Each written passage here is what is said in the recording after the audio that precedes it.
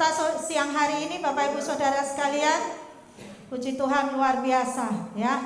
Nah, siang hari ini kita mau sama-sama belajar Saudara. Ya, karena hari-hari ini sungguh luar biasa Tuhan membentuk diri kita Saudara ya. Dan saat ini siang hari ini kita mau belajar tentang menghargai waktu. Ya. Kadang kita nggak terasa Saudara menyanyiakan waktu yang ada. Ya, tetapi pada siang hari ini biarlah kita boleh sama-sama belajar bagaimana Tuhan menuntun kita untuk kita boleh menghargai waktu yang ada, yang Tuhan berikan buat kita semua ya. Mari kita baca di dalam Pengkhotbah pasal yang ketiga,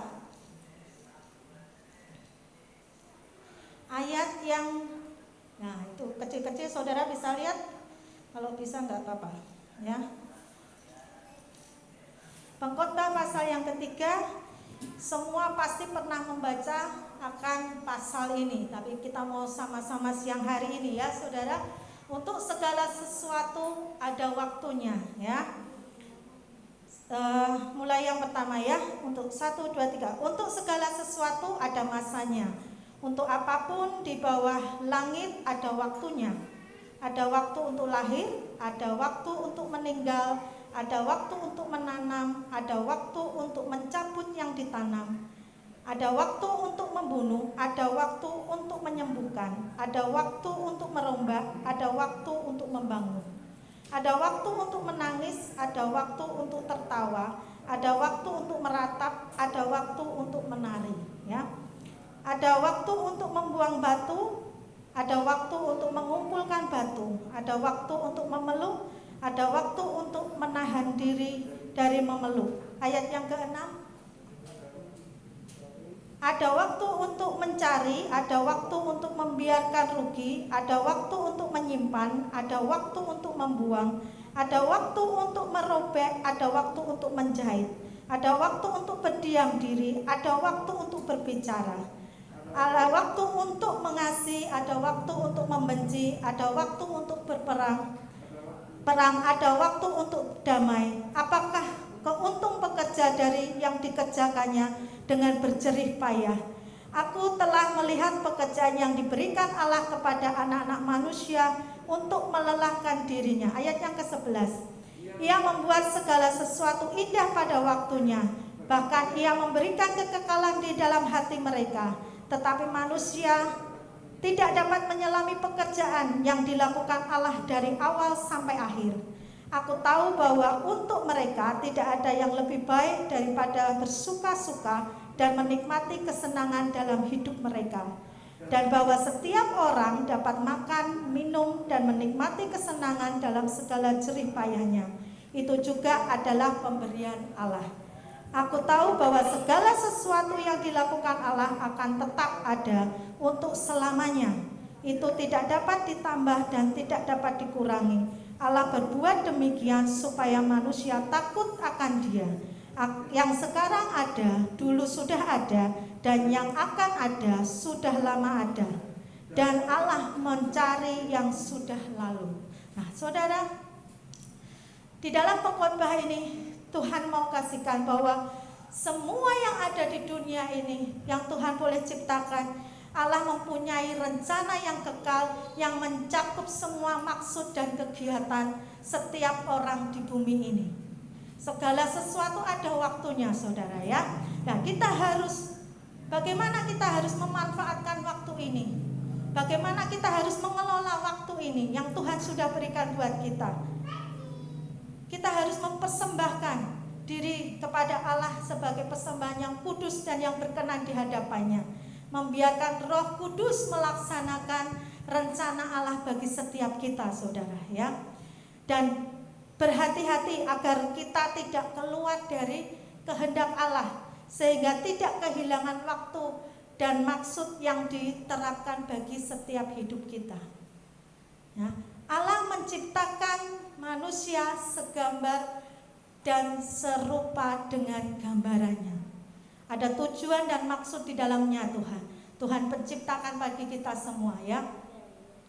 Allah yang berjanji bahwa anak-anaknya akan menjadi kepala dan bukan menjadi ekor. Untuk menggenapi hal tersebut, tentunya kita harus memiliki hidup yang menghargai waktu dan menyadari bahwa waktu yang dimiliki adalah anugerah dari Allah.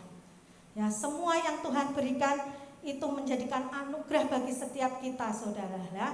Nah, apa saja yang harus kita lakukan untuk dapat memaksimalkan waktu pemberian Tuhan ini, saudara?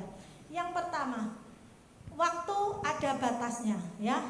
Ini pengkhotbah mengingatkan kepada kita, ya, bahwa waktu yang ada itu sangat terbatas. Setiap manusia, baik yang percaya maupun tidak percaya, saudara, memiliki waktu yang terbatas. Setiap hari kita dikasih Tuhan satu hari 24 jam, tidak lebih dan tidak kurang, semua sama, saudara.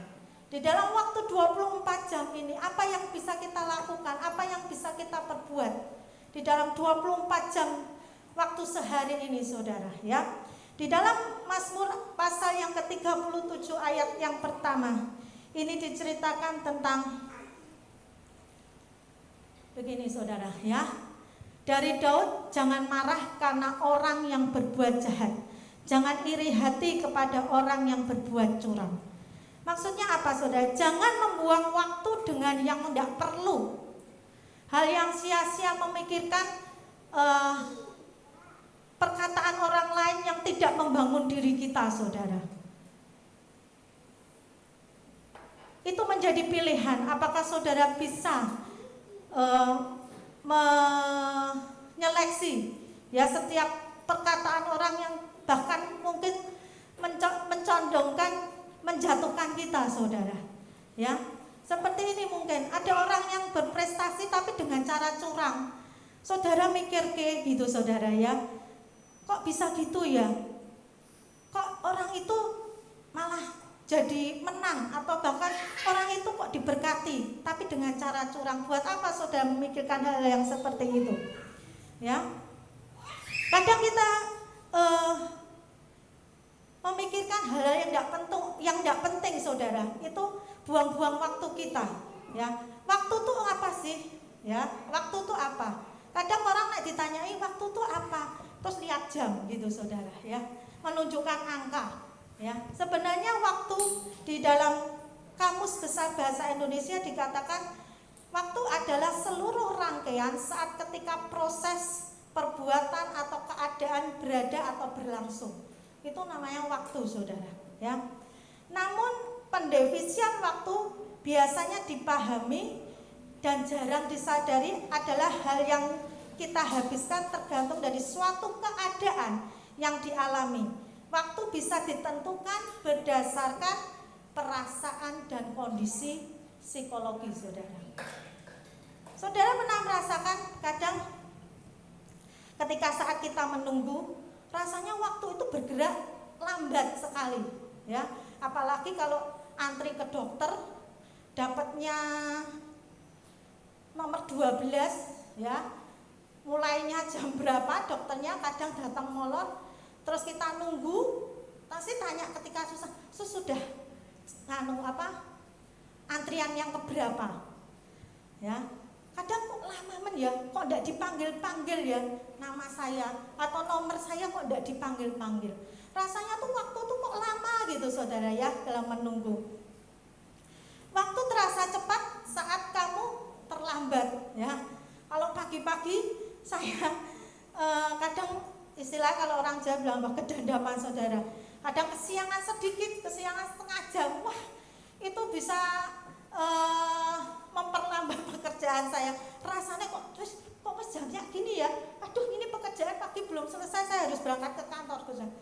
Nah, kadang itu kita juga merasakan waktu cepat di saat kita waktu terasa lambat, saat kita mengerjakan segala sesuatunya dengan cepat, kok kurang gitu waktunya, saudara, ya.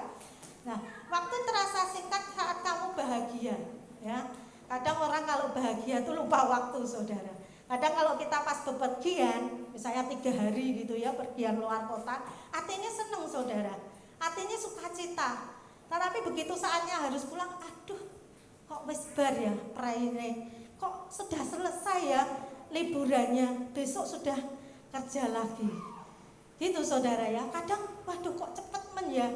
Karena kita nggak terasa, ada situasi psikologi, ada kebahagiaan kita menikmati waktu saudara. Ya. Nah, kadang waktu terasa mematikan ketika kita sedang merasa sedih.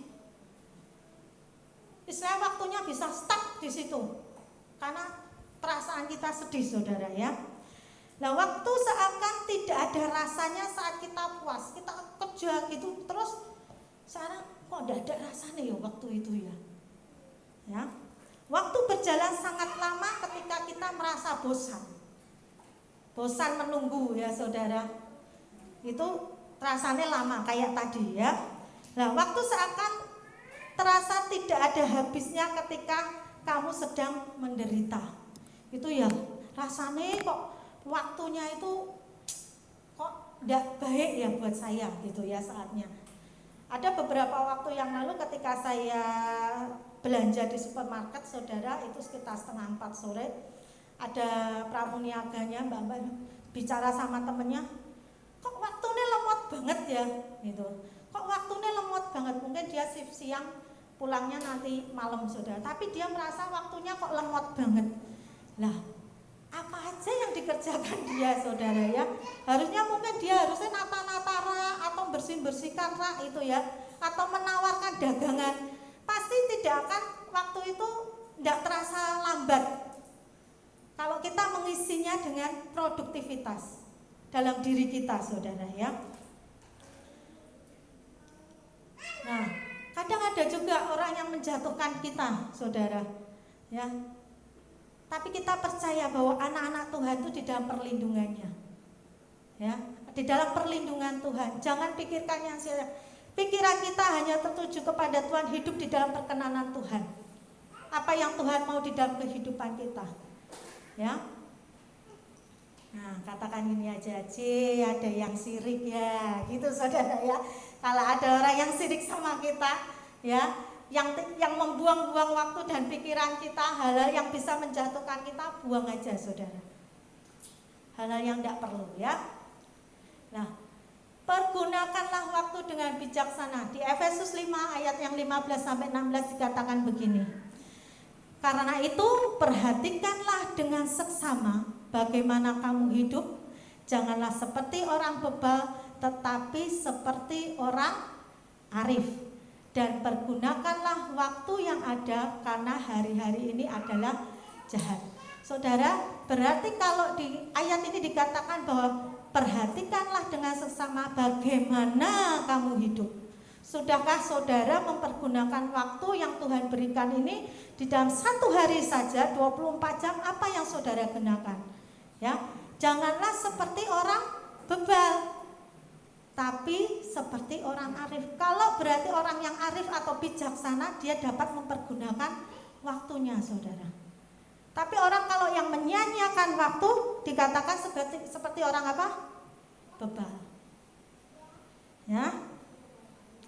Oleh sebab itu seharusnya kita hidup menghargai waktu yang terbatas ini ya, dengan cara melakukan hal-hal yang produktif dan berguna, berhenti membuang waktu dengan hal-hal yang semu ya. Di dalam Mazmur ini saudara, kenapa kita kasih contoh di Mazmur pasal yang ke-37 ini? Mazmur ini bukan sebuah doa, tetapi serangkaian ucapan yang mengandung pepatah atau petunjuk dengan tentang hikmat rohani. Jadi gunakan waktu sebaik mungkin dengan hikmat yang Tuhan berikan. Mazmur mengajarkan bahwa orang fasik akhirnya akan dijatuhkan dan kehilangan segala sesuatu yang diperoleh di dunia ini. Jadi tidak usah pikirkan hal-hal yang tidak berguna saudara ya. Sedangkan orang yang benar tetap setia kepada Allah akan mengalami kehadiran, pertolongan, bimbingannya di bumi dan mewarisi keselamatan ya. Nah, bijaksana tadi dikaitkan dengan menggunakan waktu dengan baik dan benar. Dan yang tidak mempergunakan waktu dengan baik disebut tadi orang bebal saudara ya. Ingat waktu ada batasnya. Segala sesuatu ada timingnya, saudara. Kadang kalau kita dikasih tugas gitu ya, anak-anak kalau dikasih Tuhan, waktunya seminggu ya, waktunya seminggu. Dikasih tugas ada 3 tugas atau bahkan 5 tugas. Kalau 5 itu dikerjakan dalam seminggu, mestinya bisa, saudara, sehari 1, dicicil sehari 1 gitu ya. Tetapi kadang kalau anak-anak tuh waktunya mepet, wah kurang 2 hari, nggak melembur, saudara. Ya, melembur. 5 tugas itu dikerjakan dalam 2 hari. Nah, yang 3 hari sebelumnya tuh ngapain, saudara? Ya, pergunakan waktu. Kalau mungkin saudara bisa ada schedule, pekerjaan ini, atau gunakan waktu-waktu ini, saudara ya. Dan selanjutnya, waktu Tuhan adalah waktu yang terbaik. Di dalam Mazmur pasal yang seringkali ketika kita berdoa meminta sesuatu kepada Tuhan, kita mengharukan cara dan hasil waktunya sesuai dengan apa yang kita inginkan. Padahal Tuhan ketika berbicara itu bukan bilang enggak, tapi belum. Tuhan pasti bukan bilang no, tetapi not yet. Coba kalau anak-anak masih SD minta kendaraan, enggak mungkin orang tua ngasih, saudara. Ya, enggak mungkin. Karena belum waktunya. Begitu juga dengan kita. Apa yang menjadi keinginan kita belum tentu saat itu juga Tuhan kabulkan. Karena apa? Belum saatnya, saudara. Ya, padahal kita seharusnya menyadari bahwa waktu Tuhan itu kairos, adalah waktu yang terbaik, bukan waktu kita atau kronos ya. Kairos, kronos sudah pernah dijelaskan oleh Bapak Gembala. Karena kita percaya bahwa Allah Maha tahu, saudara. Di dalam Mazmur tadi 37 ayat 11 dikatakan, tetapi orang-orang yang rendah hati akan mewarisi negeri yang bergembira karena kesejahteraan yang berlimpah-limpah. Artinya apa, saudara? Ada waktunya Tuhan untuk mengangkat kita, tapi syaratnya kita harus tetap rendah hati. Ya, waktu Tuhan bukan waktu kita. Tuhan punya perencanaan sendiri di dalam kehidupan kita, saudara. Tetapi ujian bagi kita, maudah kita tuh sabar di dalam menjalani hari-hari ini, menjalani janji Tuhan. Ya, kita tahu bahwa janji Tuhan itu ya dan amin. Sekarang dan sampai selama-lamanya itu tidak akan pernah berubah. Kadang yang berubah adalah manusianya. Ketika kita mau minta ini terus tidak dikabulkan, kita menggok, saudara. Kita menggok. Nah, Tuhan itu sedang nunggu loh. Jadi tidak tahu ini minta ini, kok terus pikirannya menggok gitu, saudara. Ya, karena Tuhan punya timing sendiri. Tuhan punya waktu sendiri. Kadang kita merasa bahwa kok itu lebih ya, kok saya enggak ya. Belum waktunya, saudara. Setiap orang pasti ada masa dan waktunya. Jadi pengkhotbah bahwa dikatakan bahwa yang di atas ayat yang 5, di ayat yang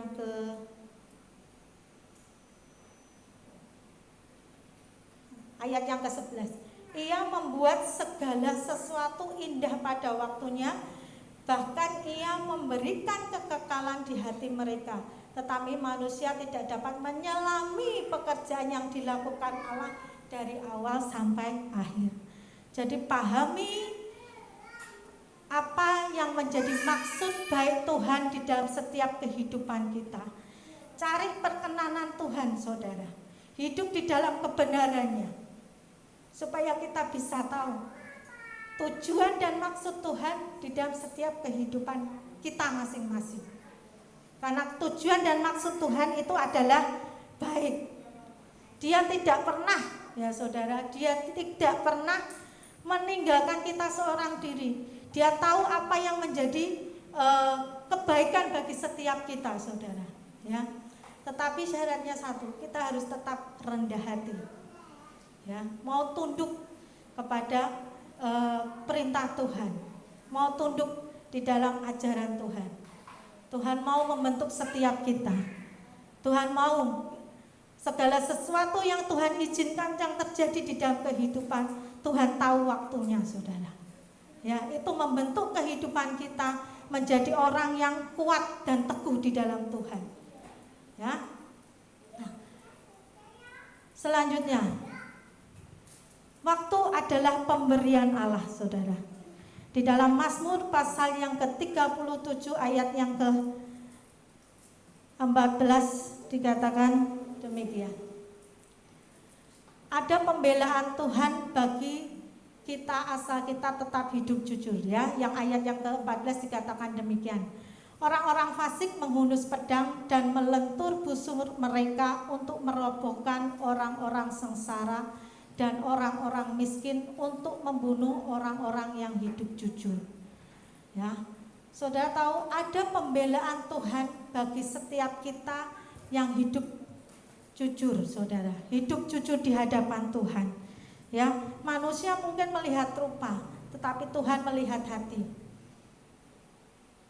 Tuhan tidak bisa dibohongi, saudara. Ya, karena Tuhan melihat setiap hati kita. Selalu akan ada orang yang dapat menjatuhkan kita, saudara, ya. Dan Tuhan akan membela. Kita harusnya menyadari bahwa anugerah yang Tuhan berikan bagi kita adalah waktu, adalah anugerah dari Allah, karena tak ada seorang pun yang mengetahui berapa lama waktu yang masih ia miliki di dunia yang fana ini. Oleh sebab itu kita harus mempergunakan waktu yang sudah diberikan untuk dikelola dengan sebaik-baiknya untuk memuliakan nama Tuhan. Ya, waktu ini cepat berlalu, saudara. Waktu ini cepat berlalu.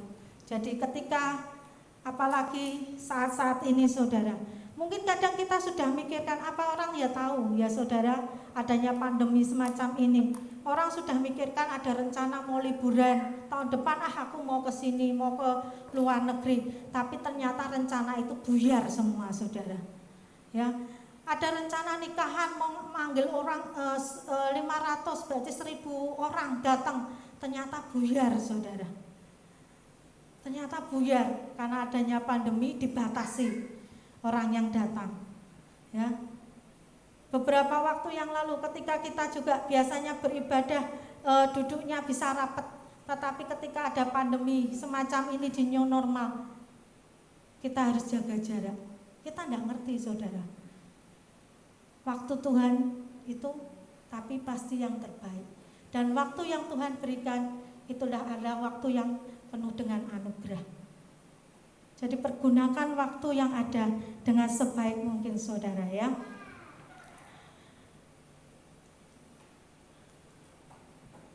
Di dalam Kolose 4 ayat yang ke-5 sampai yang ke-6 dikatakan demikian.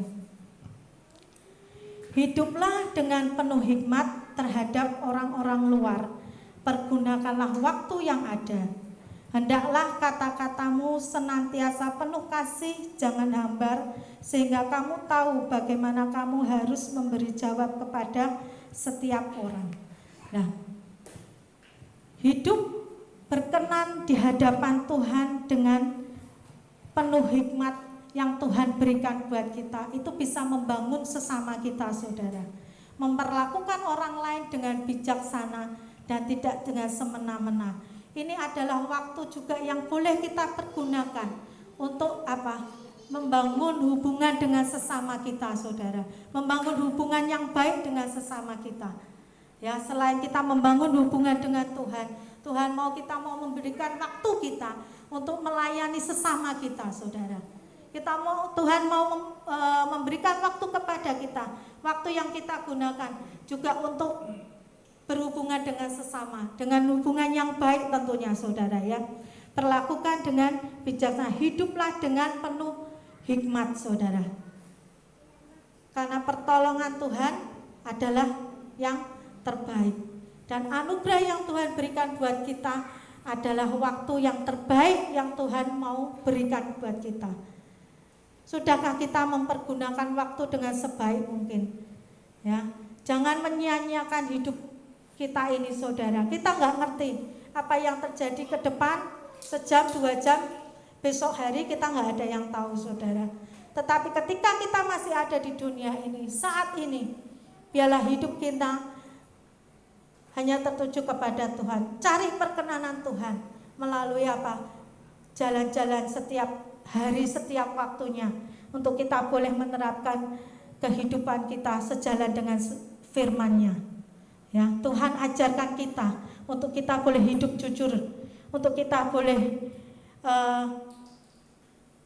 hidup dengan bijaksana, melayani sesama. Itu Tuhan mau tuntun kita, saudara, untuk kita mempergunakan waktu-waktu yang ada. Ya. Di dalam Filipi 4 ayat yang kelima dikatakan, hendaklah kebaikan hatimu diketahui oleh semua orang, karena Tuhan sudah dekat. Ya. Peringatan yang sungguh luar biasa bagi setiap kita anak-anak Tuhan yang membaca firman-Nya. Filipi 4 ayat yang kelima ini, hendaklah kebaikan hatimu diketahui semua orang, karena Tuhan sudah dekat. Jadi jangan sia-siakan kehidupan kita, saudara. Bangun hubungan yang baik dengan Tuhan kita tentunya, dan juga bangun hubungan kita dengan sesama kita, saudara, supaya kita boleh mempergunakan waktu yang singkat ini. Waktu yang singkat ini, saudara, untuk kita boleh mempermuliakan nama Tuhan. Dan kita percaya ketika kita sudah mempergunakan waktu dengan yang baik, kita dapat menangkap kairos Tuhan. Hidup kita di dalam pemeliharaan Tuhan, hidup kita di dalam anugerah Tuhan. Dan Tuhan pasti akan menolong kita, melindungi kita, menyertai kita dimanapun berada, saudara. Jadi jalan Tuhan, waktu Tuhan tidak ada yang tahu, tetapi Tuhan memberikan waktu yang ada ini, waktu yang singkat ini kepada kita, untuk kita boleh mempergunakan dengan sebaik-baiknya. Hidup di dalam perkenanan Tuhan, cari apa yang Tuhan mau di dalam kehidupan kita. Itu yang boleh kita lakukan di dunia ini, supaya ketika kita kembali nanti, kita bisa mempertanggungjawabkan segala perbuatan kita, saudara. Ya, Tuhan Yesus memberkati. Biarlah semuanya ini kita boleh belajar, untuk kita boleh mempergunakan waktu yang ada, karena waktu ini terbatas, dan waktu Tuhan pasti waktu yang terbaik. Dan waktu yang Tuhan berikan itu adalah anugerah yang terindah yang Tuhan boleh berikan kepada kita. Jadi jangan sia-siakan hidup kita saat ini, saudara. Lakukan yang terbaik, lakukan dengan sungguh-sungguh apa yang menjadi kehendak Tuhan di dalam setiap kehidupan kita. Tuhan Yesus memberkati. Mari.